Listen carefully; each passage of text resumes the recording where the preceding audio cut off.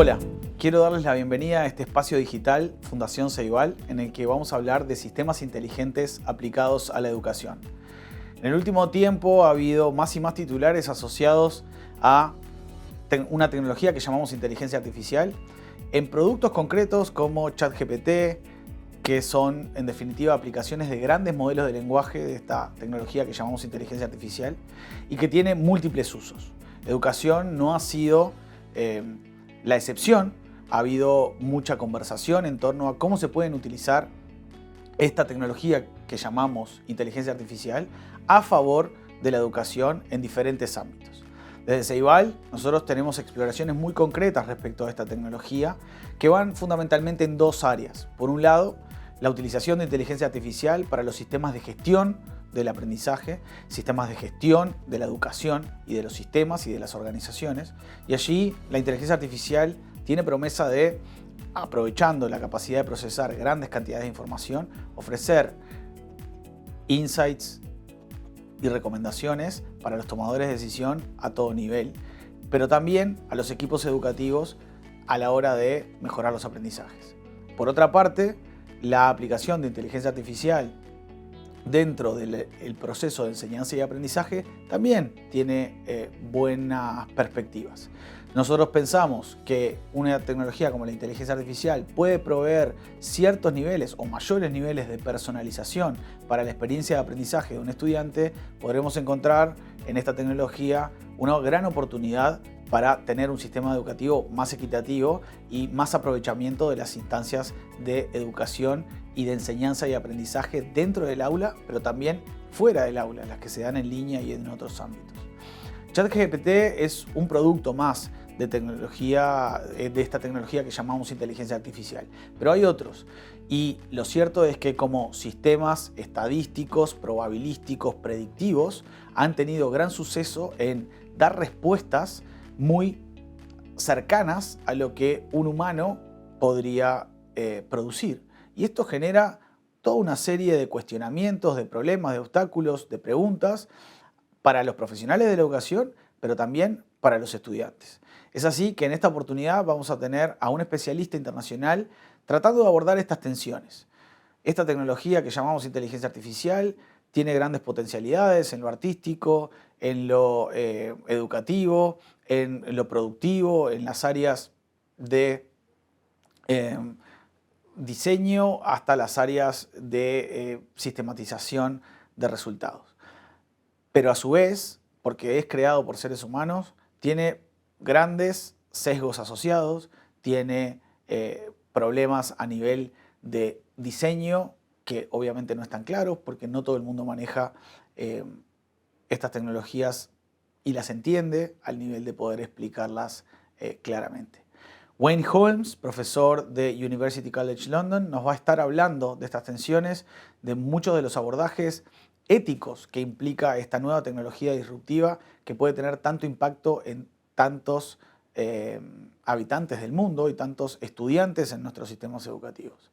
No quiero perder la oportunidad de invitarlos a la Semana de la Inteligencia Artificial que estará desarrollándose aquí en Ceibal, junto con Fundación Ceibal, del 23 al 27 de octubre, donde presentaremos el marco referencial de inteligencia artificial para educación, que procura ser una guía que acerque estas tecnologías a los profesionales de la educación y que nos facilite hacernos las preguntas que tenemos que hacernos en este momento para que tenga un aterrizaje que sea virtuoso y seguro para nuestros sistemas educativos.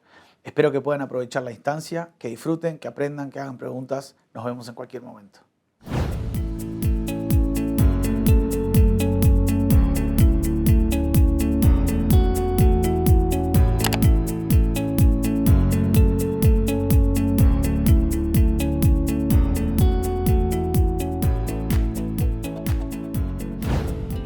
Bienvenida a otro momento de humor del espacio digital de Fundación Ceibal. Hoy hablaremos sobre los sistemas inteligentes en la educación. ¿Cómo cambia el aprendizaje con la integración de la inteligencia artificial a los sistemas educativos? A mí al principio me dio miedo. Como todo lo nuevo o lo desconocido.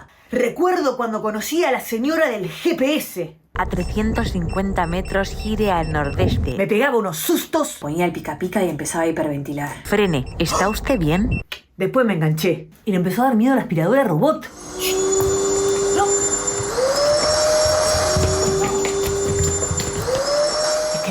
sigue está ensañada conmigo. Es que lo nuevo nos desafía. Yo cuando me enfrento a un desafío, lo busco en TikTok. Con la cámara prendida nos sentimos como pornstar. Soy tu fan, por vos me Integrar TikTok es parte del aprendizaje y de cómo incentivar su iniciativa. Buen día, profe. ¿Y ahora qué hago? Probá. ¿Pero qué? A ver, pensá. ¿Cómo? Improvisá, Delfina. Fijate, pensá, sentí, conectá, a ver qué te dice tu instinto. Ok. Siri, ¿qué dice mi instinto? Delfina tiene una nueva mejor amiga. Carlitos, también puedo ser tu amiga. Es que hay tanta información y hace tanta cosa la IA. Las personas que trabajan con la inteligencia artificial tienen que desarrollar herramientas que la ayuden, maestra, y que nos protejan con ética. Ética, del griego ethos, que quiere decir costumbre. Hábito. Les tiro el dato. Y sí, también está el tema de los datos, porque estamos permanentemente dando datos que pueden usar. Es que ahora te piden los datos para todo. A mí el otro día en la mutualista, para tener wifi gratis, me pidieron el correo, teléfono y grupo sanguíneo. Yo puse todo. Recalculando. Era wifi gratis. Ponele, creo algo. ¿Quién es la autora? ¿Cómo saben que fui yo? Yo me doy cuenta perfecto porque conozco tu estilo, Delfina. Por favor, conocemos a cada persona, conocemos su potencial y podemos ayudar a desarrollarlo. La relación humana es muy importante para la educación. ¿Cómo podemos hacer que estas herramientas ayuden a la creatividad en lugar de reemplazar lo que hacemos como seres humanos? En vez de reemplazar, incluir. El arte de la inclusión. Claro, porque gracias a la tecnología se puede integrar a las personas en situación de discapacidad. Yo tengo una app que le pone subtítulos a los videos. Literal, en el momento, subtítulos. Ah, sí, hay herramientas muy buenas. Y pueden estar al servicio del cuerpo docente, de estudiantes y de las familias, para innovar en la enseñanza y seguir aportando al sistema educativo.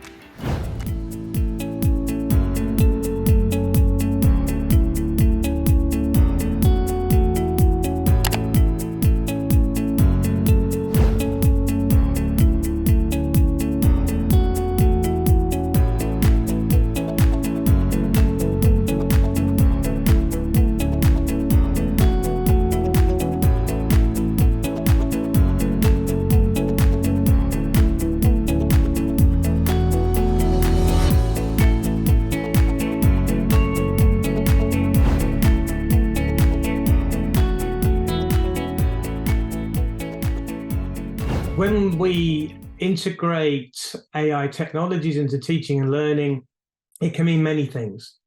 The first thing I should mention is that there are multiple different types of AI technologies that are being used in education. In a recent publication, we identified more than 20 different types, which I loosely categorize as student-focused, teacher-focused, and institution-focused. But all of these technologies and the way they're used in classrooms can have big impacts. With the student-facing AI technologies, the history of the research field of AI in education has focused on automating and enhancing teachers' practice. So in other words, the student might sit in front of a computer screen and the system will give them some information, an activity, a quiz. And then depending on what the student does, that determines the next piece of information, activity or quiz. Now, what these do are two things that I think should be mentioned. First is trying to replace teacher functions. And so in a sense, it's replacing the role of the teacher. And I think we all have to be aware that with the AI technologies we have today and in the foreseeable future, no AI technology is capable of replacing a teacher. And the second thing is that these technologies can undermine student agency. So when the system is deciding what happens next all the time, that means the student doesn't have a true engagement with what the AI system is recommending to them. So in some circumstances, these technologies can be useful. I think they're probably most useful in the background. So when we're talking about institution-focused technologies, but when we're talking about them in the classroom, I think they can often be quite problematic. And I would suggest that rather than focusing on technologies that try to do what a teacher can do, we should redirect that, and we should be working with our AI colleagues to develop tools that help teachers to do what they believe needs to be done in the classrooms. So in other words, instead of the technologies that we have today that replace teacher functions, we need new technologies that enhance teachers and help teachers to do what they believe should be done as professionals in the classroom.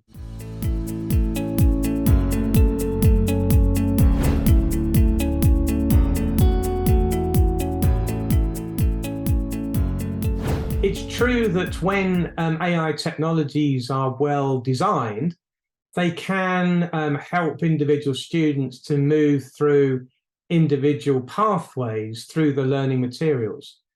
So this can help individual students progress more quickly.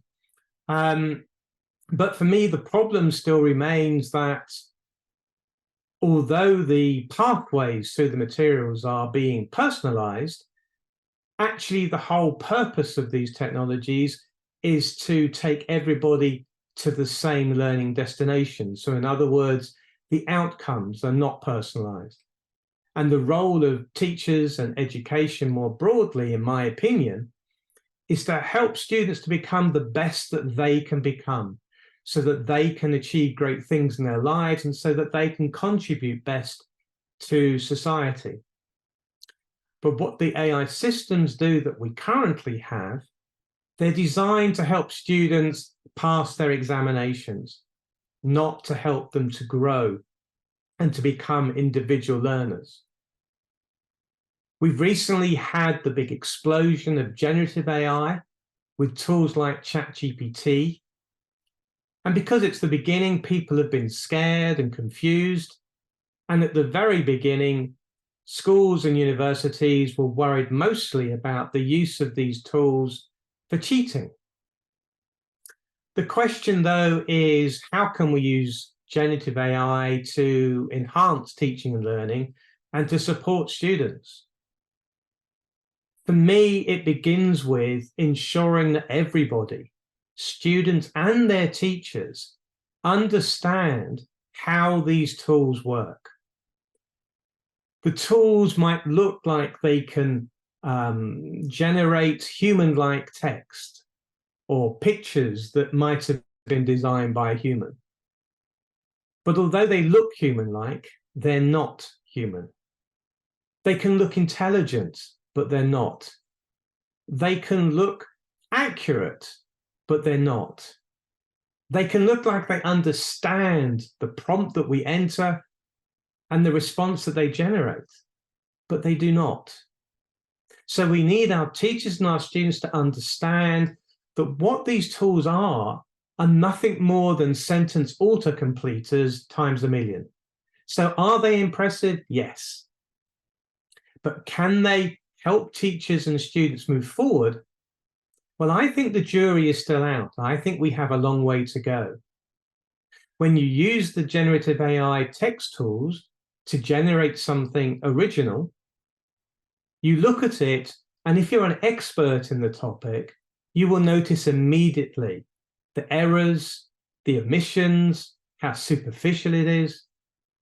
But our students don't have that expertise, and my concern is that when they use these tools, they sometimes think that the information they're getting is good quality, and it isn't good quality. So the first thing we need to do is to help both our students and our teachers to understand the limitations of these technologies, and then to take a really critical approach to the information being generated by them. Not to take it at face value, not to believe it. It can be useful, but then I would urge both students and teachers to cross-check the information, to use other resources, to make sure that the information that they're being given is accurate. Could teachers use this for developing lesson plans and notes for their students? There's always that possibility. it can be helpful, so long as the teachers take that critical perspective. Because these systems don't understand what they're generating, it requires a human intelligence, a teacher, a professional, to look at the lesson plans on the materials that the tool has produced, to check and double check and to rethink it through.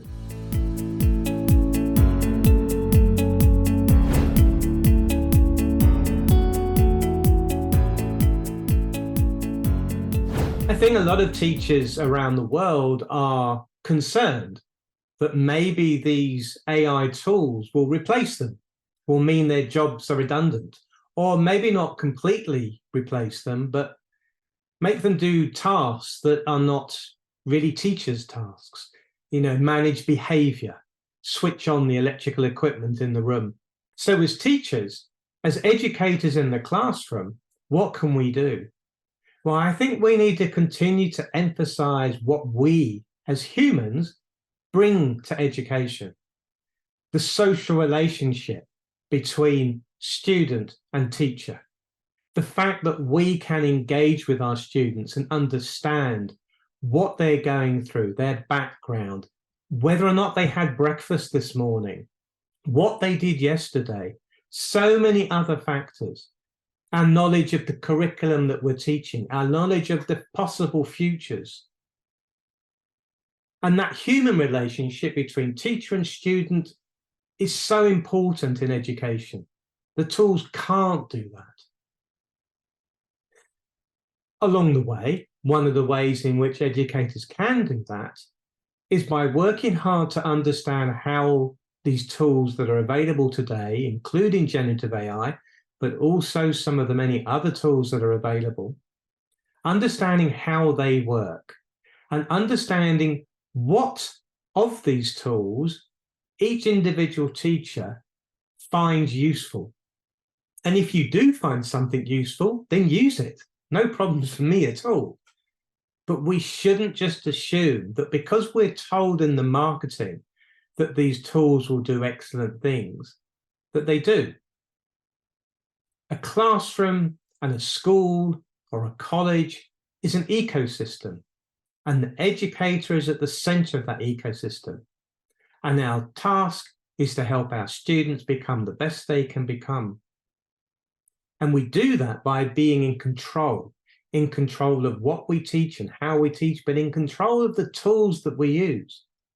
And some of these tools might be useful in our teaching, but not all of them, and definitely not all the time.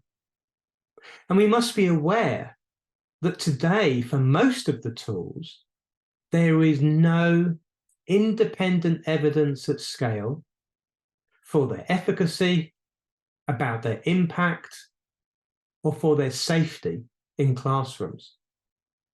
So I would urge teachers and educators more generally to look into these tools, not to be frightened of them, but to try and understand how they work, and then to think about how you might find them useful in your classroom. And to be clear, we're not just talking about teachers of technology or teachers of ICT. I think teachers of the arts, of painting. The reality is that there are tools today that will generate images. So one of the questions that the educators might consider is, what is the difference between the images produced by humans throughout the history of art, by students in classrooms, and the images produced by these tools? What's the difference? What are the connections? How can they be used? How can we use these tools to help creativity rather than replacing what we do as humans? So I think the key thing here overall is that teachers should not be scared of these technologies, but they do, in my opinion, need to put some effort into doing their best to understand these technologies so that they can use them in innovative ways to support the teaching and learning that they wish to engage in.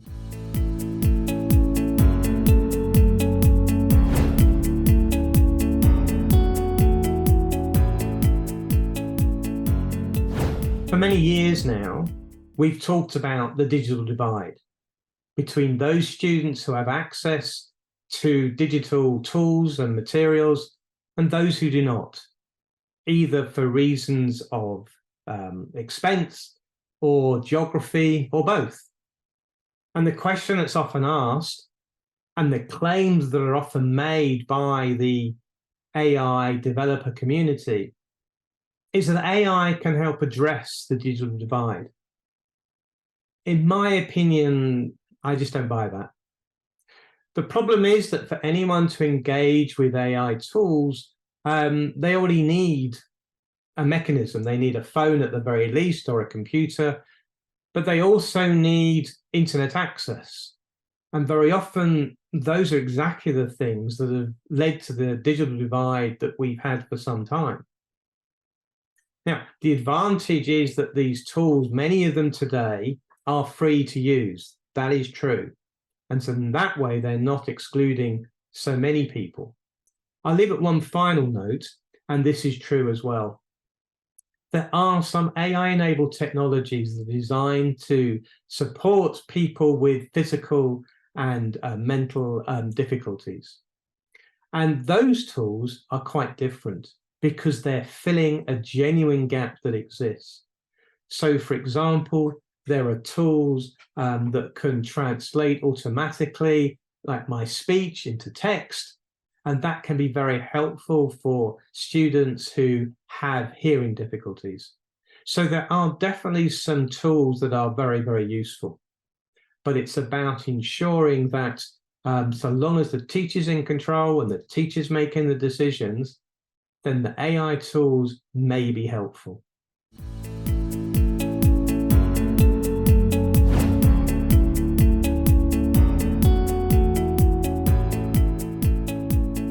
Whenever people talk about the ethics of using AI technologies in education, they typically focus on the data and the algorithms, which is important, but not sufficient. The other area they don't talk about is the education, the ethics of education. And I think what we're not clear about yet is what happens when we bring these three areas together: the data, the algorithms, and the education. And we need to do more work on this. But to start with the data, it is really important that we think very carefully about this. Firstly, many of the tools themselves say that if you're under 18, you shouldn't be using this tool, because they don't have the legal right to make informed consent. Because this data is being gathered automatically by these tools. And I would go further. When a student in a classroom creates a painting or a poem or an essay, they are the legal creators of that. It is theirs. They own the intellectual property. But with these AI tools in the classroom, that's not the case. When you engage with one of these AI-enabled systems, it gathers huge amounts of data, but it keeps that data. It then uses that data in order to build the company, the tool further. So these commercial companies are essentially taking the intellectual property of the students and using it to build their businesses. I think that's a huge problem that we really need to be engaging with. And there are some ways to get around this. There are mechanisms where that data is not shared back with the company so that the student can still get the benefits, but the company is not exploiting their data. It's particularly important when we think about privacy, because if data is held by a particular commercial operator, those commercial operators are often targets, and their data can be opened up and then spread across the internet in ways that we just don't know. And one of the things that's often said, well, it doesn't matter too much because the students are anonymized. But there are easy technical ways now to de-anonymize data. So we cannot have both freely available data and privacy for individual students, particularly for students who are aged under 18 years. Those two things tend to be incompatible. But as I say, there are other ways in which we could be dealing with this by ensuring that the data is held, for example, within the school boundary. But that takes effort from the developers, and very few of them are even exploring such possibilities.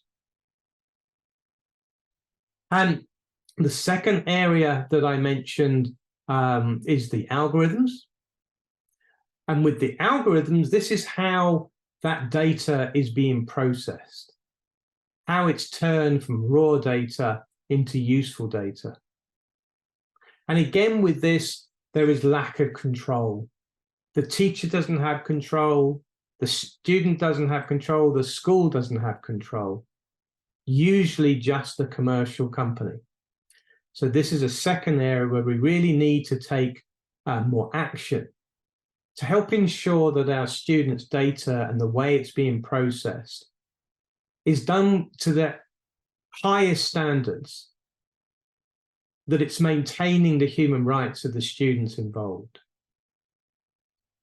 But the third area I mentioned that's often forgotten is education.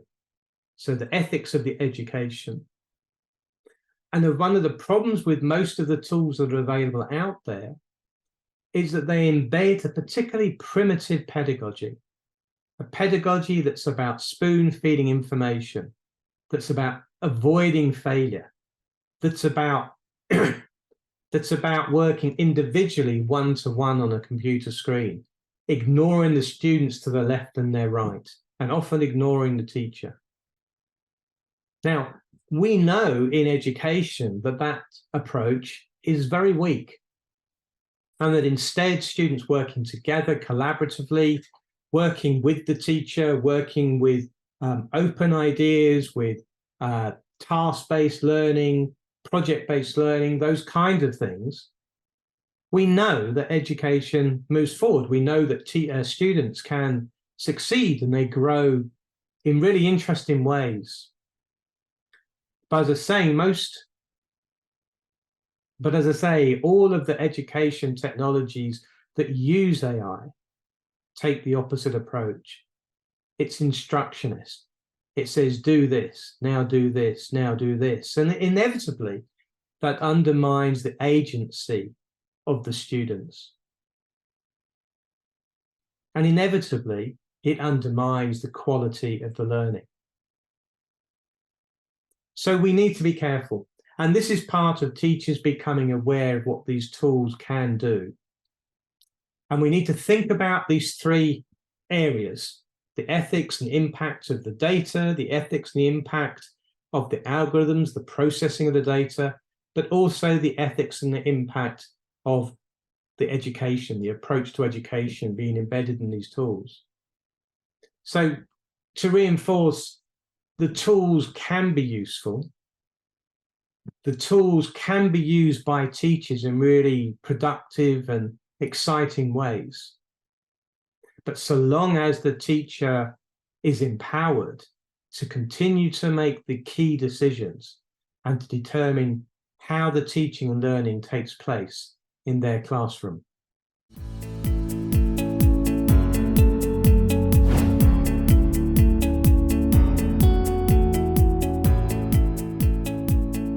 With artificial intelligence becoming ubiquitous, it's everywhere. It's on the news, it's on our phone, it's in education, it's everywhere we go. It's important that our national leadership, our policymakers, need to take a really proactive and positive role when it comes to artificial intelligence and education. So one question is, how can these tools be used in learning management systems, for example, to support teaching and learning. Now, although I maybe said a few negative things, there is still potential here, but it must be carefully controlled. It must be properly researched. It must be properly monitored and evaluated. The first thing I would urge our policymakers is to think very carefully about the research, to invest in the research, to do small experiments using the technologies in small areas under really robust research and ethical conditions, so that we can think about what is the impact when we do this? What are the good parts and what are the bad parts? How can we stop the bad parts happening? How can we ensure that the use of AI in learning platforms is beneficial, both to students and to teachers, the classroom ecosystem, and is doing useful things? And as I say, what's really important there is we need more emphasis and more support for the research and local research. You need research into the tools in your context and not just research from overseas and different contexts. And then we have the question of individual students using these tools. The reality is they're using them. It doesn't matter where we are across the world. If the student has a phone with access to the internet, I would be very surprised if they've not seen these tools and if they've not tried these tools. And indeed, I would encourage them to try these tools. But again, I would encourage them to take a really critical approach and not think that just because these tools have said something that must be true, but to cross-check and think very carefully about the ways in which these tools generate materials that are just inaccurate or wrong in many different ways. So I would encourage teachers and students to work together to explore how such tools can be used to better understand what they output and to critique its output, to think about the impact of these tools on the classroom ecosystem, to think about the impact on safety and security of data, to think about how approaches to pedagogy embedded in some of these tools actually is not a good thing. And I think if we do this and work together, educators and students working together, then we can make huge progress. So I wouldn't stop secondary school students using generative AI in their classrooms, but I would turn it on its head. I would use the generative AI outputs as a way to engage the students in critical discussions, not just about the outputs, but you could use it also to help discuss the subject matter in place.